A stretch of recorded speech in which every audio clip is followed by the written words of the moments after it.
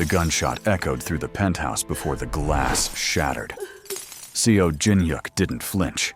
He'd heard that sound too many times in his 38 years to react with anything other than cold calculation. What made him move? What made him cross the marble floor in 3 strides and catch his mother before she hit the ground was her gasp of pain. Not from the bullet, from something else entirely. "Iyama," he said, his voice low and urgent as he gathered her small frame into his arms. Her face was gray, twisted in agony, her hand clutching her right side. "What is it? What hurts?" "My stomach," she whispered in Korean, tears streaming down her weathered cheeks. "Jin-ah, it hurts so much." Behind them, Min-jae was already barking orders into his phone, securing the building, tracking the shooter. But Jin heard none of it. His mother's pulse was racing under his fingertips, her skin burning with fever. "Get the car!" Jin snapped. "Now!" 3 minutes later, they were speeding through the empty streets of Lake Haven City at 2:47 in the morning. His mother's head rested against his chest, her breathing shallow and rapid. Jin had orchestrated wars, eliminated rivals, built an empire on fear and precision. None of it had prepared him for the terror of feeling his mother's heartbeat stutter against his palm. The emergency room doors of Riverside General exploded open as Jin carried his mother inside, flanked by 6 of his men in black suits. The fluorescent lights were harsh, clinical, unforgiving. Every head in the ER turned. Nurses froze mid-step. A security guard's hand moved toward his radio. Jin didn't care about any of them.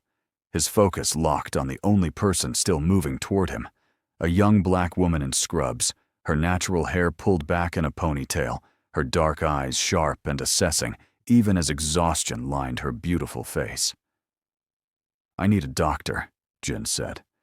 "You found one," she replied, already gesturing toward an exam room. "Exam 3. Let's move." Her voice was steady, commanding, completely unafraid. Something shifted in Jin's chest, but he couldn't examine it now. His mother moaned softly, and he followed the doctor into the cramped room. The woman worked with fluid efficiency, her hands gentle as she examined his mother while firing questions at Jin. Name, date of birth, medical history, symptoms. He answered each one, his usual guardedness stripped away by necessity. "Upper right quadrant pain, fever, elevated heart rate," the doctor said, meeting Jin's eyes directly. "I think it's her gallbladder, and if it's infected, she needs surgery tonight." "Then operate."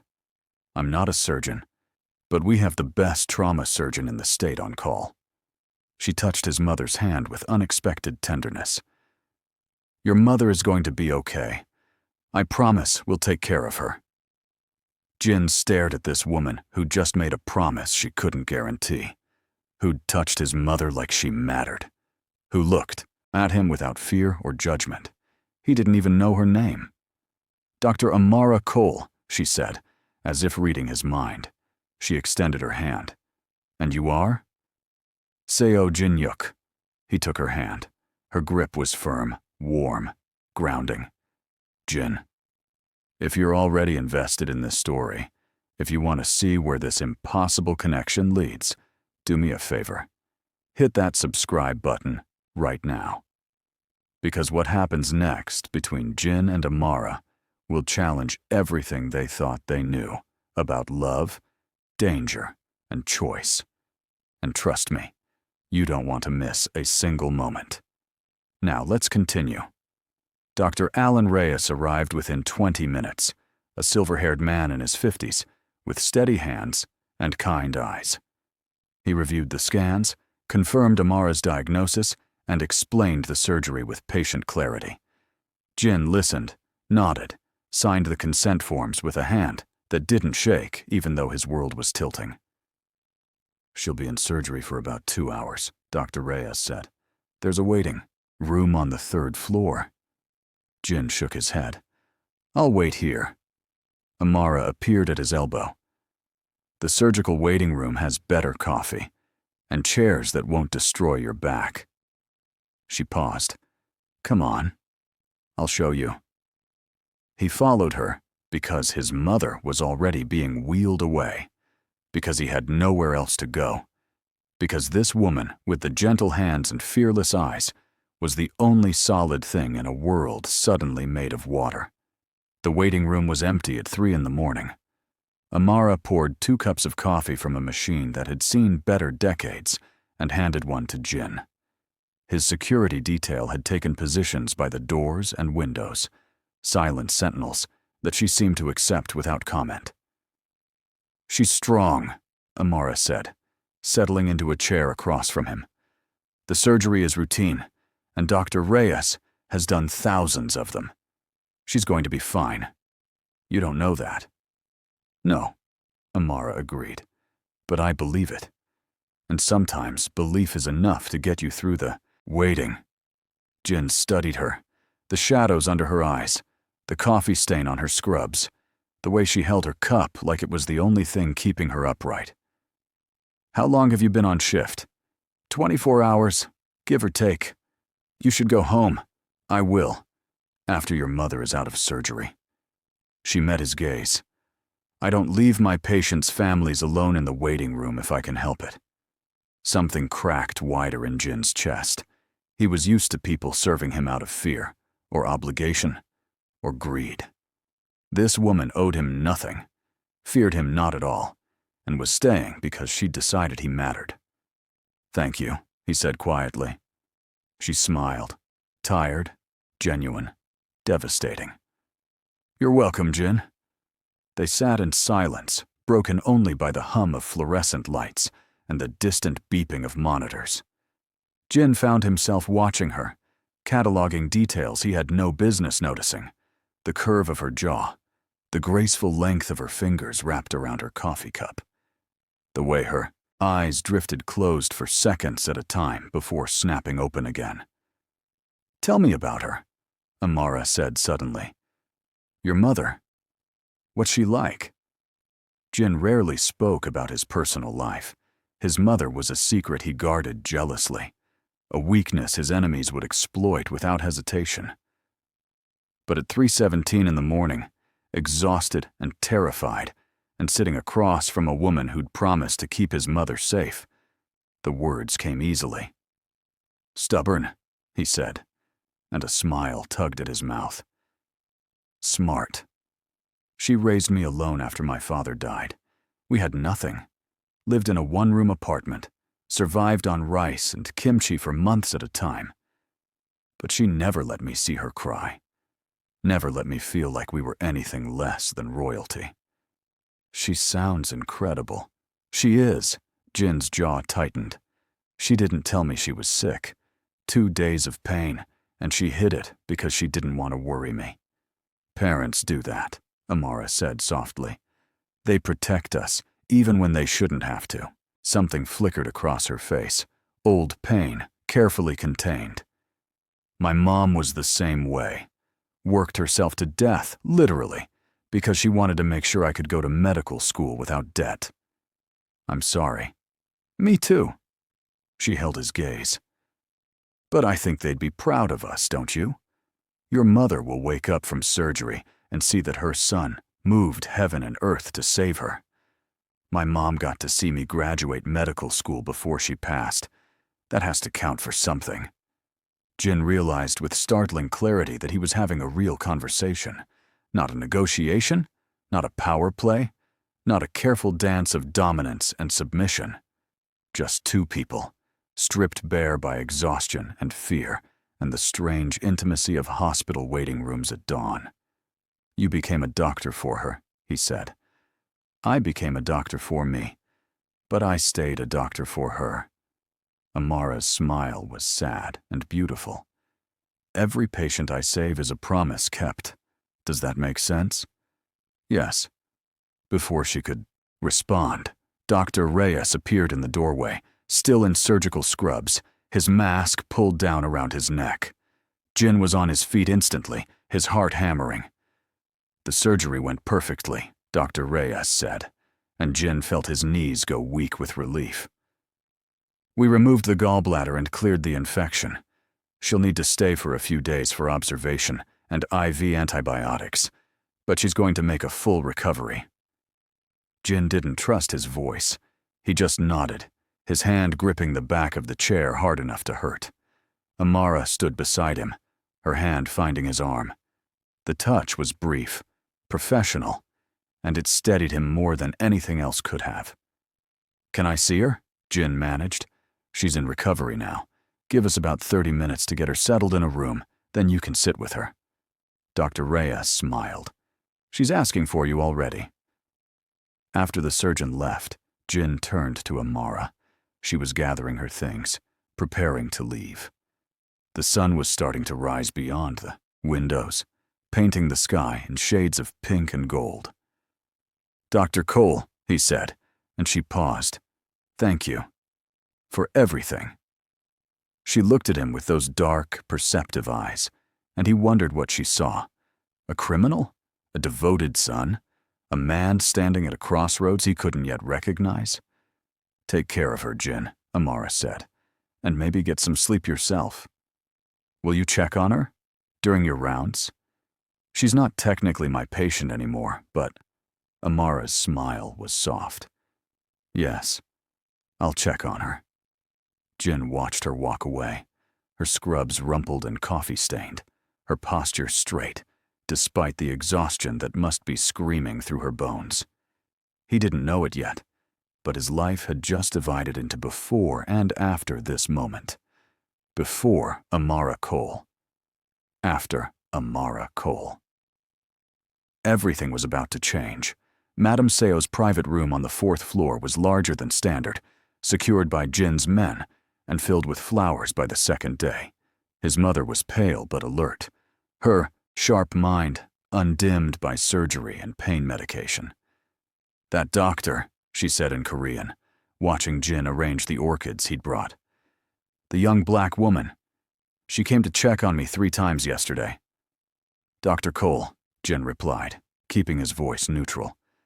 "She has kind hands. And she looks at you." Jin's fingers stilled on the vase. "Iyama, don't." "Don't what?"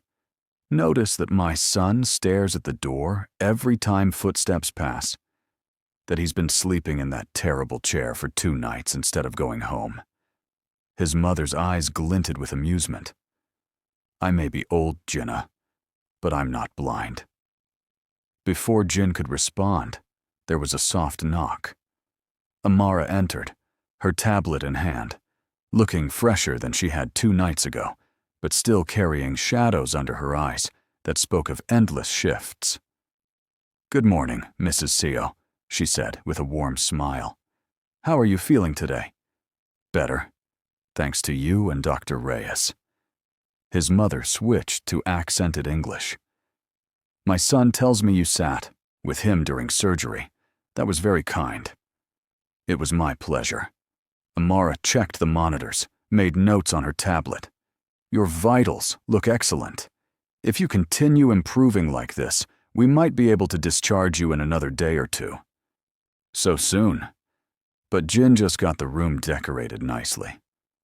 Amara laughed, a genuine delighted sound that made Jin's chest tighten.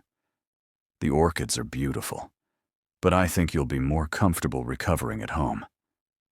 Only if you promise to visit." His mother reached for Amara's hand. "I want to cook for you, to thank you properly."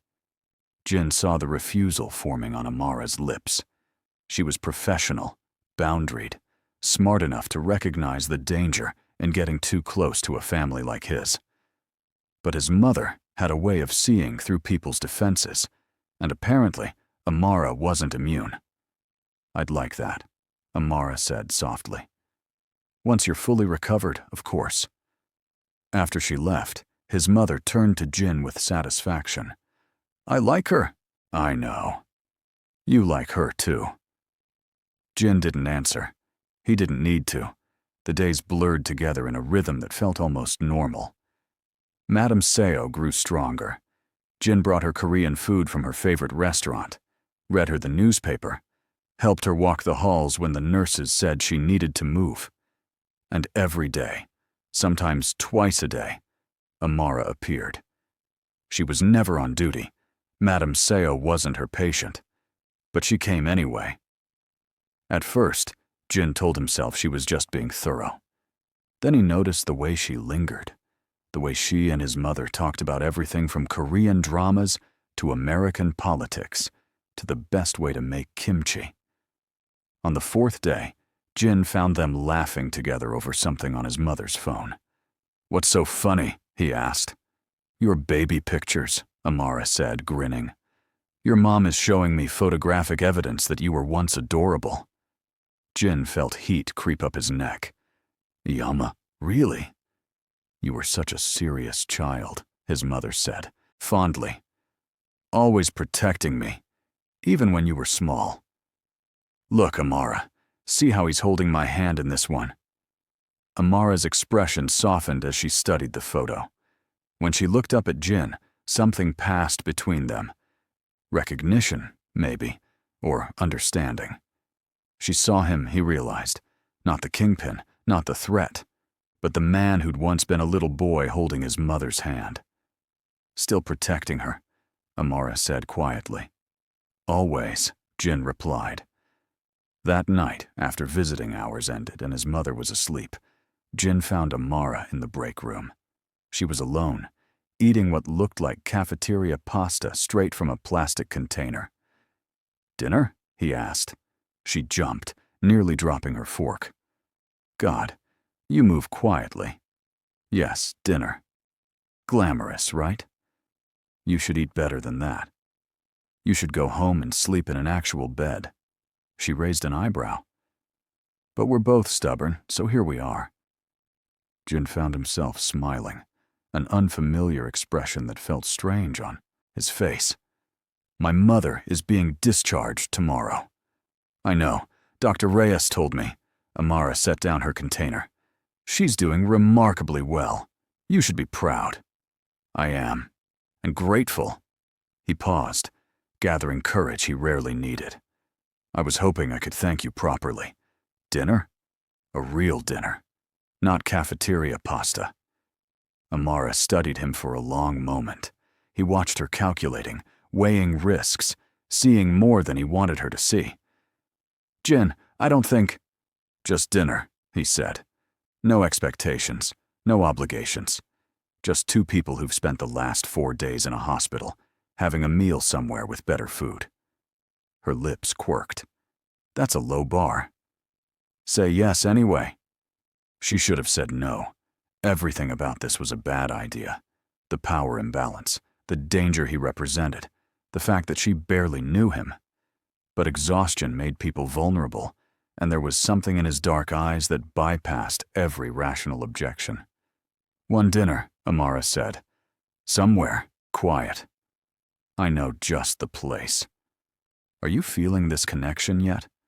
Because what happens next is going to complicate everything Jin and Amara thought they knew about boundaries and desire, and the lines we cross for the people who matter. If you're invested, if you need to know what happens when these two finally admit what's building between them, show me by hitting that like button and dropping a comment. Tell me, would you risk everything for a love like this? Now let's see what happens next. The restaurant Jin chose was a small Korean place in a neighborhood Amara had never visited, tucked between a laundromat and a bookstore. It was nearly empty at 9:30 on a Tuesday night. Just an elderly couple in the corner, and the owner, who greeted Jin like family.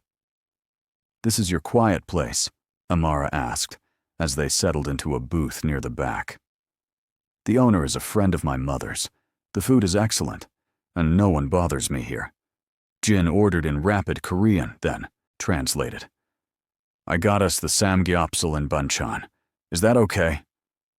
"I trust you." The words came out more loaded than she'd intended. Jin noticed. He noticed everything. "Do you trust me?" "I'm sitting here, aren't I?" "That's not an answer." Amara considered him. This man who'd carried his mother through an ER with such devastating gentleness, who'd slept in an uncomfortable chair for 4 nights, who looked at her like she was something precious and dangerous all at once. "I don't know you well enough to trust you," she said honestly, "but I trust what I've seen. You love your mother. You keep your word. You treat people with respect, even when you don't have to." She paused. "That counts for something. What if I told you that you've only seen one part of me? Then I'd say everyone has parts they hide. The question is why you're warning me." She held his gaze. "Who are you, Jin? Really?" For a moment, she thought he might tell her. But then the food arrived, and the moment passed. They ate and talked about safer things, his mother's recovery plan, Amara's exhausting shift schedule, the best Korean dramas, which his mother had apparently been trying to convert Amara to. He was easy to talk to when he let his guard down. Funny, thoughtful, surprisingly well-read. "You don't seem like someone who reads poetry," Amara said after he quoted Yoon Dongju. "I'm full of surprises." "Clearly." She studied him over her tea. "So what do you do, Jin, when you're not haunting hospital waiting rooms?" "Import and export," he said smoothly. "Logistics, mostly. It's boring." It was a lie. She could see it in the way his shoulders tensed, the way his eyes went carefully blank. But she didn't push. Not yet. "And you?" Jin asked. "What does Dr. Amara Cole do when she's not saving lives?" "Sleep, mostly. And try to pay off medical school loans that could finance a small country." She smiled ruefully. "I know, very exciting. You must have friends. Family? A few friends from med school, but we're all too busy to see each other much. As for family..." She stirred her tea. "It's just me now. My mom passed when I was in residency. No siblings, no dad in the picture. You're alone." "I'm independent," she corrected. "There's a difference." But Jin heard what she didn't say. He understood loneliness, the kind that came from building walls so high that no one could climb them. He'd perfected that art. "My mother would like to meet you," he said. "Properly, I mean. Once she's settled at home. Jin, just as a friend. She doesn't have many, and she's taken a liking to you." His expression was carefully neutral. "No pressure." Amara should have declined, should have recognized this for what it was, a door opening into a world she didn't belong in. But the truth was, she'd liked Madame Seo too, and maybe, just maybe, she was tired of being alone. "Okay," she said. "I'd like that." Something shifted in Jin's face. Relief, pleasure, something that looked almost like hope. He reached across the table, his hand stopping just short of hers. "Thank you," he said quietly. They left the restaurant after midnight. Jin's car was waiting, a sleek black sedan with tinted windows and a driver who appeared from nowhere. Amara felt the first real flutter of unease. "I can call a rideshare," she said. "Let me take you home. It's late." "Jin, please," he held her gaze. "It would make me feel better to know you got home safely." She relented, partly because it was late and she was tired, partly because she wanted a few more minutes in his presence. The drive through Lake Haven's empty streets was quiet. Jin sitting a respectful distance away, his attention seemingly focused on his phone. But when they pulled up to her apartment building, a modest complex that had seen better decades, he looked at her directly. "I had a good time tonight," he said. "Me too. Can we do it again?" She should say no. Every instinct she had was screaming warning signals. But when she opened her mouth, what came out was, yes. Jin smiled. A real smile this time. One that transformed his entire face. "Good night, Dr. Cole." "Good night, Jin." She watched the car pull away, her heart beating faster than it should. Whatever this was, whatever was building between them, it felt inevitable. like standing on train tracks and seeing the light approaching. The smart thing would be to step aside. Amara had never been particularly smart when it came to her heart. 2 days later, Amara received a text from an unknown number. It was a photo of Madame Seo in her home, smiling and healthy, surrounded by what looked like an enormous kitchen. The message read, "She wants to know when you're free for dinner. Jin."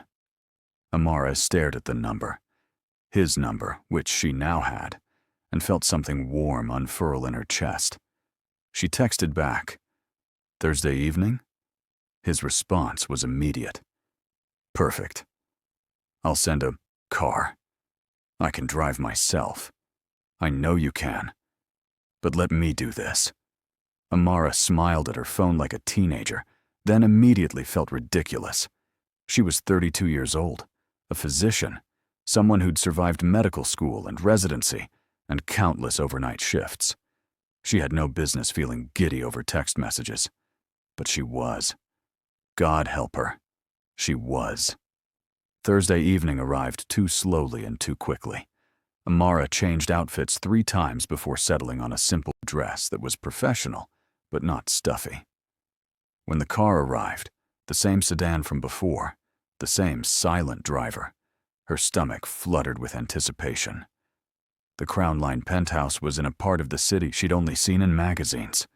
The building was all glass and steel, breathtakingly modern, with security that would make Fort Knox jealous. The driver escorted her to a private elevator that required a keycard. When the doors opened directly into Jin's penthouse, Amara forgot how to breathe. Floor-to-ceiling windows overlooked the entire city.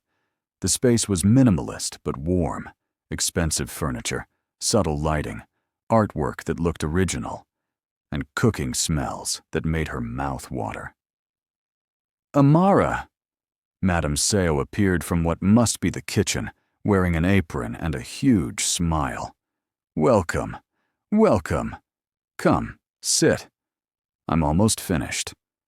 Jin materialized beside his mother, dressed casually in dark jeans and a gray sweater that should have been illegal. "I'm glad you came. Thank you for inviting me. The dinner was incredible. Madame Seo had prepared enough food for 10 people. Bulgogi, japchae, kimchi jjigae, and at least 6 different banchan.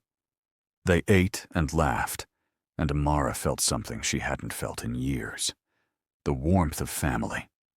After dinner, Madame Seo shooed them onto the terrace while she cleaned up, refusing all offers of help. Amara stood at the railing, looking out over Lake Haven's glittering skyline, very aware of Jin standing beside her. "Your mother is an amazing cook," she said. "She wanted to impress you." Mission accomplished. Amara glanced at him. "This place is incredible, Jin. Import-export must be very lucrative." His jaw tightened slightly. "Amara, you don't have to tell me." She turned to face him fully. "Whatever you do, whatever your business is, you don't owe me explanations. We barely know each other. But you want to know. Of course I do. But I also recognize that you'll tell me when you're ready. Or you won't. And this, whatever this is, will stay surface level." She held his gaze. "I just need to know which it is. Because I don't do surface level well. I'm either all in or I'm out." Jin stared at her for a long moment. Then, slowly, he reached for her hand. His palm was warm, his grip gentle but firm. "I run a network," he said quietly. "Import-export is part of it, but not all of it. Some of what I do is legal. Much of it isn't. I have enemies, Amara. Dangerous people who would hurt anyone, close to me without hesitation." Her heart hammered against her ribs. "Are you telling me this to scare me away?" "I'm telling you this because you deserve honesty." His thumb traced circles on her wrist. "I'm telling you this because I like you, and that terrifies me more than any enemy I've ever faced." Amara should have pulled away, should have thanked him for his honesty, and left, and never looked back. Instead, she stepped closer. I like you too, she whispered. Even though I probably shouldn't. Definitely shouldn't. But Jin was smiling slightly, his free hand coming up to cup her cheek. You should run, Dr. Cole. I've never been good at running. Then we're both fools. He kissed her. Soft at first, testing, giving her every opportunity to change her mind. But Amara leaned into it, her hands fisting in his sweater, and the kiss deepened.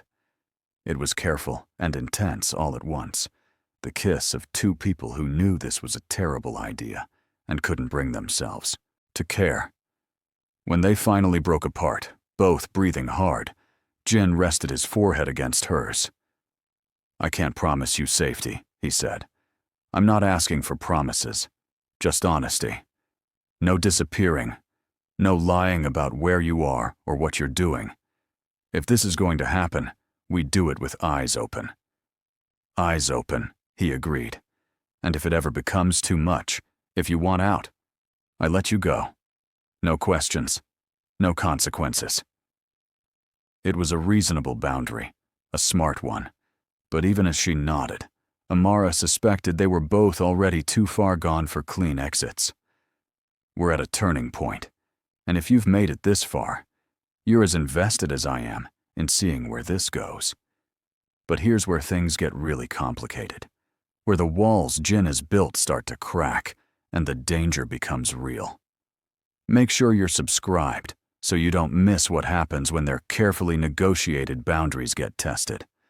Hit that notification bell because the next few minutes are going to change everything. Let's continue. The next 3 weeks were stolen moments and secret dates, late-night dinners after Amara's shifts, quiet walks through parks where Jin's security detail maintained invisible perimeters, sunrise meetings on the hospital roof where they'd sit and watch the city wake up while nursing terrible coffee. They learned each other slowly. She discovered he read philosophy and poetry, that he played piano beautifully, that he visited his mother every single day without fail. He learned that she stress-baked at 3 a.m, that she sang off-key to 90s R&B, that she'd wanted to be a veterinarian until she realized human medicine needed her more. Tell me about medical school, Jin said one night as they sat on his terrace, the city spread below them like a blanket of lights. It was hell, Amara said honestly. 4 years of constant studying, constant stress, constant self-doubt. I was one of 3 black women in my class, and I felt like I had to be perfect just to be considered competent. Were you perfect? No. I was human.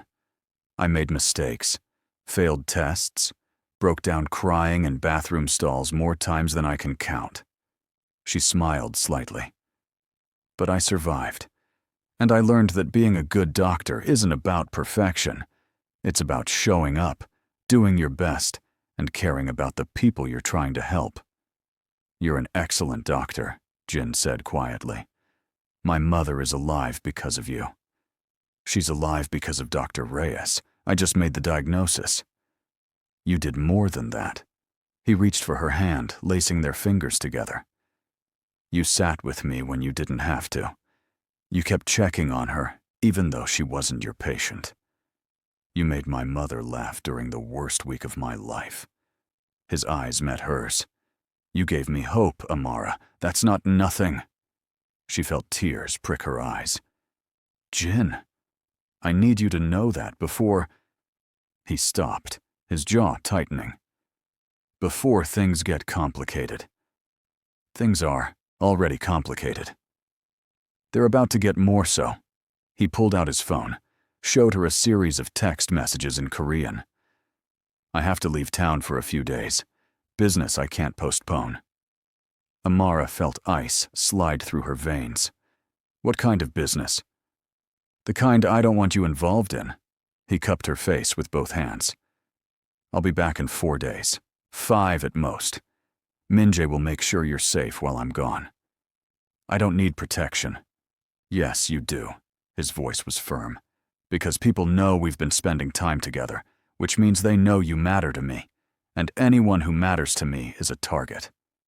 The reality of his world crashed over her. This wasn't romance novel danger. This was real. Men with guns, enemies who wouldn't hesitate to use her as leverage, a life where death was always one betrayal away. Maybe this is a mistake, she whispered. Probably. Jin's thumb traced her jaw. But I'm a selfish man, Amara. I should let you go, but I can't bring myself to do it. Then don't. She kissed him, hard and desperate. Just come back to me. Always. But even as he said it, even as he held her close and promised safety he couldn't guarantee, they both felt the fragility of the moment, like glass about to shatter. Jin left the next morning. Amara threw herself into work, trying not to check her phone every 5 minutes. He texted when he could, brief messages that revealed nothing but reassured her he was alive. Day 2. Miss you. Day 3. Negotiations taking longer than expected. Day 4. Almost done. How was your shift? She texted back about her patients, hospital gossip, the terrible bagels in the cafeteria. Normal things, mundane things, tethers to a life that felt increasingly unreal. On the 5th day, the text stopped. Amara told herself it was fine. He was busy, that was all. Business that required his full attention. But by evening, when she still hadn't heard from him, fear had sunk its claws into her chest. She called. It went straight to voicemail. She texted. No response. At midnight, someone knocked on her apartment door. Amara looked through the peephole and saw Minjae, Jin's enforcer, a man she'd seen but never spoken to directly. Her hands shook as she opened the door. Is he alive? Minjae said quickly. But there was an incident. He's not answering his phone because he can't. He wanted me to tell you he's safe, and he'll contact you as soon as he can. What kind of incident? Minjae's expression remained neutral. The kind that's part of his world. Nothing for you to worry about. Don't patronize me. Amara's voice was sharp. If Jin is hurt, I need to know. For the first time, something like respect flickered in Minjae's eyes. He sustained injuries. Not life-threatening, but significant enough that he's lying low until he heals. He didn't want you to panic. Where is he? Somewhere safe. Take me to him. Dr. Cole, take me to him, or I swear to God I will call every hospital in this city until I find him. Her voice didn't shake. You said he wanted to contact me as soon as he could. I'm giving him that option. Minjae studied her for a long moment, then pulled out his phone. He spoke rapidly in Korean, listened, spoke again. Finally, he nodded. Get your medical bag, he said, and anything you might need for wound care. 40 minutes later, Amara was being escorted into a fortified house on the outskirts of the city. Armed guards patrolled the perimeter. Security cameras covered every angle. It looked like a compound, preparing for war. Minjae led her to a bedroom on the 2nd floor, knocked once, then opened the door. Jin was sitting on the edge of the bed, shirtless, a bloodied bandage wrapped around his ribs. His left eye was swollen, his knuckles split and bruised. When he saw Amara, something between relief and horror crossed his face. You shouldn't be here, he said. Too bad. She crossed to him, her medical training overriding every other emotion. Let me see. Amara. Let me see, Jin. He stared at her for a moment, then slowly unwrapped the bandage. The wound beneath was a knife slash, maybe 4 inches long, deep enough to need stitches, but miraculously missing anything vital. This needs to be cleaned and closed properly, she said, her voice clinically detached, even as her hands shook. Do you have medical supplies here? In the bathroom. She gathered what she needed, then sat beside him and began working. Jin didn't flinch as she irrigated the wound, didn't make a sound as she numbed the area and began stitching. He just watched her face, his dark eyes unreadable. What happened? she asked quietly as she worked. A deal went wrong. Someone tried to send a message. By stabbing you. By trying to kill me. The stabbing was just how it started. Amara's hand stilled. And the man who did this is no longer a problem. The implication was clear. Jin had killed someone, maybe multiple someones, and he was sitting here calmly while she stitched his side, like this was just another Tuesday. "This is your life," she said. "Violence and blood and people trying to kill you." "Yes." "And you thought bringing me into it was a good idea?" Jin caught her wrist gently, stopping her work. "No. I think bringing you into it is the most selfish thing I've ever done. But I'm doing it anyway, because I can't stay away from you." She met his eyes, those dark, dangerous, desperate eyes, and felt her resolve crumble. "I should leave," she whispered. "Yes, you should. I should walk out that door and never see you again." "Absolutely. But I'm not going to." She cupped his face with her free hand. "Because I'm apparently just as selfish as you are." Jin kissed her then, careful of his injuries, his good hand tangling in her hair. The kiss tasted like salt and copper, and something that might have been goodbye. When they broke, apart, Amara rested her forehead against his. "Promise me something," she said. "Anything. Promise me you'll fight to stay alive. Not just for me, not just for your mother, but for yourself. Because this world needs you in it, Jin. I need you in it." His arms came around her, careful and achingly gentle. "I promise." She finished stitching his wound in silence, bandaged it properly, made him take antibiotics and pain medication. Then she made him lie down, and she curled up beside him in that fortified bedroom with armed guards outside the door. "Stay," Jin murmured, already half asleep from pain and exhaustion. "I'm not going anywhere," Amara promised, but even as she said it, she wondered how long that could be true, how long before his world swallowed them both whole. 6 weeks passed, 6 weeks of careful normalcy where Jin and Amara pretended this could work. He attended family dinners at his mother's request. She taught him to cook soul food. They watched movies, argued about books, made love in his enormous bed overlooking the city. They almost believed it. Then reality came crashing back. Amara was leaving the hospital after a late shift when a black SUV pulled up beside her. Different from Jin's usual car, wrong plates. Her instinct screamed danger. She turned to run, but 2 men were already there, grabbing her arms, forcing her toward the vehicle. She screamed, fought, kicked one of them hard enough to break something. Then a cloth covered her mouth, chemical sweet, and the world went dark. She woke in a warehouse, zip-tied to a chair, her head pounding. 3 men stood around her, one of them holding a phone, filming. "Dr. Cole," the one with the phone said in accented English. "You're going to help us send a message to Seo Jinhyuk." Her blood went ice cold. "I don't know who that is." "Please don't insult our intelligence." He stepped closer. "We know you're his woman, which makes you leverage." "He won't negotiate for me. We're not that serious." "Then I guess we'll find out how much you're worth." The man raised his gun. Before Amara could scream, the warehouse doors exploded inward. Jin appeared like something out of a nightmare, armed, flanked by his men, his face a mask of cold fury. What happened next was over in seconds. Gunfire, shouting, bodies hitting the concrete. Amara squeezed her eyes shut and tried not to hear, tried not to understand what was happening. Then warm hands were on her wrists, cutting the zip ties. Jin's voice, tight with barely controlled panic. "Are you hurt?" "Amara, look at me. Are you hurt?" She opened her eyes.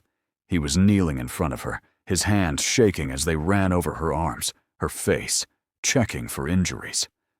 Behind him, his men were cleaning up. She didn't look too closely at what cleaning up entailed. "I'm okay," she managed. Jin, He pulled her into his arms so hard she couldn't breathe, his face buried in her hair. She felt him trembling, felt the terror he'd been holding back. I thought I lost you, he whispered. When Minjae called, when he said they had you, I thought, I'm okay. I'm right here.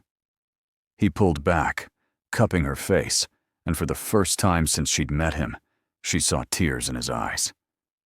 This is my fault, he said. I brought this into your life. I made you a target. Jin, I can't do this anymore. His voice broke. I can't keep putting you in danger. I won't. Amara's heart seized. What are you saying? I'm saying this ends now, tonight. I'll have Minjae make sure you get home safe, and then we're done. No more dinners, no more phone calls, no more us. You don't get to make that decision alone. Yes, I do. He stood, his face going cold and distant. You were a distraction, Amara. A pleasant one, but a distraction nonetheless. I should have ended this weeks ago. The words hit like physical blows. She stood on shaking legs, staring at this man who'd just held her like she was his entire world, and was now looking at her like she was nothing. You're lying, she said. I'm being honest for the first time. Go home, Dr. Cole. Forget about me. Jin, Minjae, take her home. He turned away. And make sure she stays safe. I owe her that much. Amara wanted to scream, to fight, to make him look at her. But pride and shock kept her frozen as Minjae gently guided her toward the door. She looked back once. Jin stood alone in that warehouse, surrounded by the wreckage of the men who'd tried to hurt her, his shoulders rigid with control. She knew he was lying. Knew this was him trying to protect her, the only way he knew how. But knowing didn't make it hurt any less. If you're still with me after that heartbreak, if you need to see how this story resolves, make sure you're subscribed, because we're heading into the final act. This is where Amara makes a choice that will define everything, where Jin has to face what he's become. Don't miss it. Hit that subscribe button now, and let's finish this story together. 2 weeks of silence. 2 weeks where Amara threw herself into work with manic intensity, taking every shift she could get, volunteering for overnight coverage, anything to keep her mind from circling back to Jin. It didn't work. She saw him everywhere. In the Korean restaurant where they'd had their first date, in the hospital waiting room where he'd sat vigil for his mother, in her apartment where he'd kissed her goodbye 100 times. Her colleagues noticed. Dr. Reyes pulled her aside after she snapped at a nurse. Amara, what's going on? Nothing, I'm fine. You're working yourself to death. You've taken 6 overnight shifts in the last 2 weeks. That's not sustainable. I can handle it. Dr. Reyes studied her with those kind, perceptive eyes. Does this have anything to do with Mr. Sao? Amara's defenses crumbled. He ended it, said I was a distraction, that it wasn't serious. Then he just walked away. Do you believe him? No. Yes.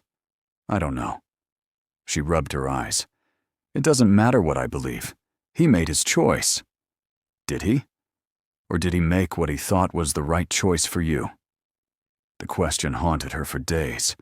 Jin had pushed her away to protect her. She understood that. But he'd also made the decision unilaterally, without giving her a say in her own life. And Amara was done letting other people make choices for her. On the 17th day without contact, she showed up at the Crown Line penthouse. Security tried to stop her, but she'd memorized the patterns of their shifts, knew which guard had a soft spot for her. I need to see him, she told Marcus, the evening security lead. Dr. Cole, I have orders. I know. But I'm going up anyway. You can either let me, or you can physically stop me. Your choice. Marcus sighed, then radioed up. After a tense moment, he nodded toward the elevator. Amara's heart hammered as she rode up. The doors opened, directly into the penthouse, just like before. But everything felt different now. Colder, emptier. Jin stood by the windows, his back to her. He was wearing a suit, his posture rigid. Even from across the room, she could feel the tension radiating from him. "You shouldn't be here," he said without turning. "Too bad. We need to talk." "There's nothing to talk about. I was clear. You were a coward." Her voice was steady, sharp. "You pushed me away because you were scared, and you dressed it up as protection. But you didn't protect me, Jin. You just hurt me." He finally turned. He looked terrible. Shadows under his eyes, his face drawn, like he hadn't slept in weeks. "Everything I said was true," he said. "You're not safe with me. What happened in that warehouse proved it. What happened in that warehouse proved that your enemies are dangerous. I already knew that." She stepped closer. "What I didn't know was that you'd be too afraid to fight for us." "I'm not afraid." "Yes, you are. You're terrified that you'll fail me, that something will happen, and you won't be able to stop it. So you're ending things now, before you have to face that possibility." She stopped directly in front of him. "But that's not your choice to make. I'm an adult, Jin. I get to decide what risks I'm willing to take." "And you're willing to risk dying?" His voice was raw. "Because that's what being with me means. Eventually, my enemies will try to use you against me. They'll hurt you, or worse. And there's nothing I can do to guarantee your safety." "You're right. You can't guarantee my safety. But you know what? I could die in a car accident tomorrow. I could get cancer. I could collapse in the ER from exhaustion." She reached for his hand. "Life doesn't come with guarantees, Jin. All we have is the choice to live it fully, or hide from it." "Amara, I choose you," she said firmly. "Even with all the danger, all the uncertainty, all the darkness in your world, I choose you. The question is, are you brave enough to choose me back?" Jin stared at her, his dark eyes swimming with emotions he couldn't name. Then, slowly, he pulled her into his arms and buried his face in her hair. "I've been miserable without you," he whispered. "Every day has been torture. I kept thinking I saw you everywhere. I couldn't sleep, couldn't focus. My mother threatened to disown me for being an idiot." Despite everything, Amara laughed. "She would. I don't deserve you. Probably not. But you have me anyway." She pulled back to look at him. "But we need new rules, Jin. No more unilateral decisions. No more pushing me away to protect me. We face things together, or not at all." "Together," he agreed. "Even when it scares me. Especially when it scares you." He kissed her then, desperate and relieved and full of promises neither of them could keep, but would try to anyway. When they finally broke apart, Jin rested his forehead against hers. "I love you," he said. "I've been too afraid to say it, but I do. I love you, Amara Cole." Tears spilled down her cheeks. "I love you too. Even though you're infuriating and overprotective and kind of an idiot sometimes." "Kind of?" "Definitely." They stood there, holding each other, the city lights glittering beyond the windows. It wasn't perfect. It wasn't safe. But it was theirs. And that was enough. 6 months passed. 6 months of learning to build a life together. Messy, complicated, real. Amara still worked at Riverside General, still saved lives, and survived brutal shifts. But she came home to the Crown Line penthouse now, to Jin and his mother, and a life she'd never imagined. Jin restructured his business, slowly moving away from the most dangerous operations. It wasn't redemption. He'd never pretend to be something he wasn't. But it was change. Progress. There were still threats, still violence that erupted without warning. But they faced it together, with honesty and trust and a partnership built on choice rather than obligation. One evening, Amara found Jin on the terrace, staring out at the city. She wrapped her arms around him from behind, resting her cheek against his back. "What are you thinking about?" she asked. "Everything." "Nothing." He turned in her arms. "How impossibly lucky I am." "We both are. My mother wants to know when we're getting married." Amara's heart skipped. "What did you tell her?" "That I'm waiting for the right moment." He cupped her face. "But the truth is, there's no right moment. There's just us, choosing each other every day. So I'll ask you now, imperfectly, without a ring or a grand gesture. Marry me, Amara. Build this complicated, dangerous, beautiful life with me." She should have hesitated, should have thought about all the reasons this was still a terrible idea. Instead, she kissed him and whispered against his lips. Yes. 1,000 times, yes. They stood there as the sun set over Lake Haven City. Two people who'd found each other in a hospital ER at 3 in the morning and refused to let go. The future was uncertain. Danger still lurked in shadows. But they had each other, and that was more than enough. Because love wasn't about safety. It was about choosing someone again and again, even when the world said you shouldn't. And Amara and Jin chose each other, every single day.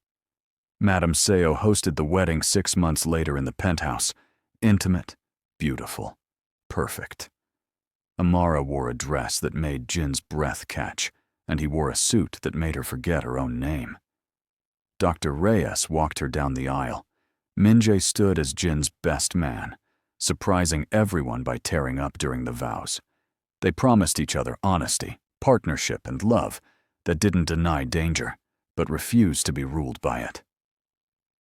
When Jin kissed his bride, the city lights sparkled beyond the windows, and for one perfect moment, everything was exactly as it should be. The epilogue of their story wasn't written yet. There would be challenges ahead, moments of fear and doubt and struggle.